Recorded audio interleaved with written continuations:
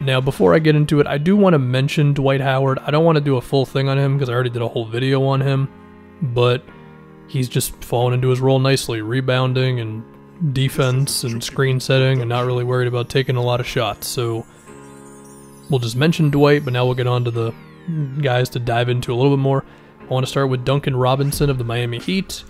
He's shooting 43% on 6.5 threes a game. And it's not just that he's a really good three-point shooter, it's that he is an awesome off-ball player.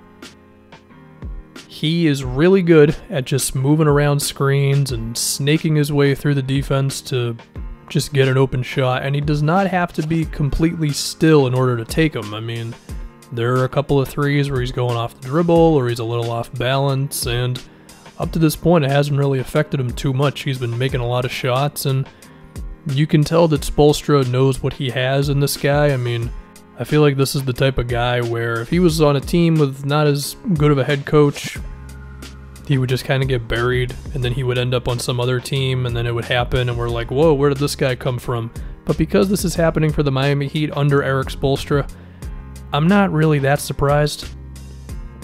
And another cool thing about Robinson is his versatility. Because of his size and his shooting, I feel like you can play him at kind of the 2, the 3, and maybe even the 4 in certain situations. So that just gives Miami so many different options for lineups they can throw him into. And I'll be honest, I don't have a strong take on his defense, but they're good when he's out there. He's not killing them. Part of that is because Miami's just a deep team with a lot of good players, but you know, if he was bad defensively, then Spo wouldn't be playing him. So Duncan Robinson, who Miami has for $1.4 million this season, $1.6 next year, and then they're going to be giving him an extension. So a great guy to have at only 25 years old. Next up, Maxi Kleber of the Dallas Mavericks. Now, Kleber's on-off numbers are technically negatives. The Mavericks are still a positive with him in the game, but they're actually worse with him in as opposed to out. But I don't really care about that because they're technically also a worse team when Luka is in the game. And I think a lot of that comes down to their bench has just been really, really good. But with Kleber, they're a better defensive team, they're a better rebounding team, and he also does give them a bit on offense as well. He is shooting 38% on 4 threes a game. His box score numbers are not going to jump out at you. It's 8 points, 6 rebounds, 1 assist, almost 1 block. But when you actually watch him out there, he's just flowing within Carlisle's system, spacing the floor on one side, and just playing smart, boring defense on the other. He is only averaging 2 fouls a game, so he's not giving them any problems there. Now, I guess if there were any complaints about Kleber, it's that he's not a super intimidating finisher around the rim or anything, but it's okay. They're playing him 25 minutes a game. I mean, he takes about 60% of his shots from 3, about 30% at the rim, barely takes any mid-rangers at all, and that's good. He just does what Carlisle needs him to do, and that is helping this Mavs team out a lot. And they have him for about the next 3 seasons. They could have him for the 4th, but it's a non-guaranteed in 2023. We'll see what they want to do with that. But I like Maxi Kleber. Next up, this one's a big deal for me. George Hill. My guy is back. 10 points, 3 rebounds, 3 assists for the Bucks. But more importantly, his efficiency has been out of this world. In 21 minutes a game, he is shooting a true shooting percentage of 68%. An effective field goal percentage of 65%. He's just not missing. He's shooting 52% from 3 right now. Not only that, but he's also getting his Monte Morris on a little bit. 64 assists, 15 turnovers, and you know that he can defend, so he's basically a lesser version of Brogdon. I mean, you're not expecting George Hill to do a super lot of stuff off the dribble, beating guys in one-on-ones and things like that, but he can play on the ball, he can play off the ball, and while he's not going to get into the defense too often, he does it more than enough, you know? He's not just a stationary three-point shooter for these guys. And it feels good, man. It feels good to have George Hill playing good ball again. I mean, he was solid for them last season. More so in the playoffs than the regular season.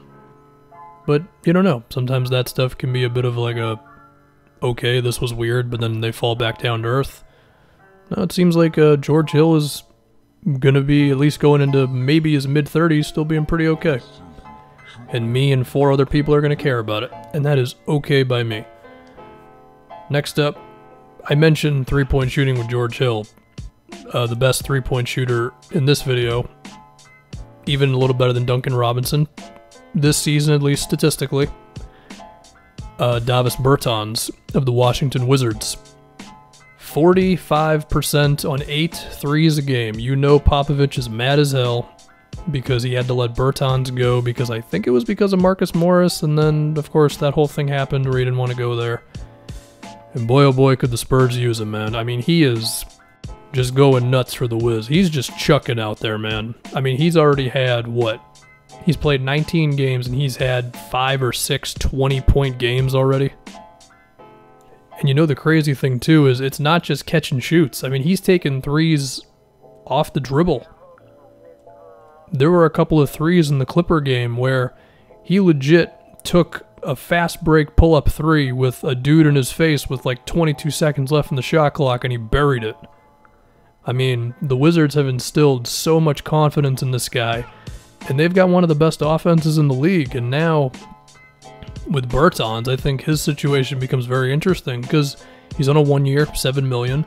That's a very tradable contract if some other team wants to give you something good, but should the Wizards not just hold on to him? I mean, he's 27, and he's giving them good minutes.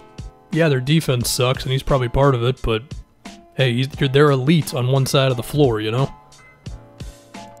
I'll tell you this much, I would love for my Celtics to get him.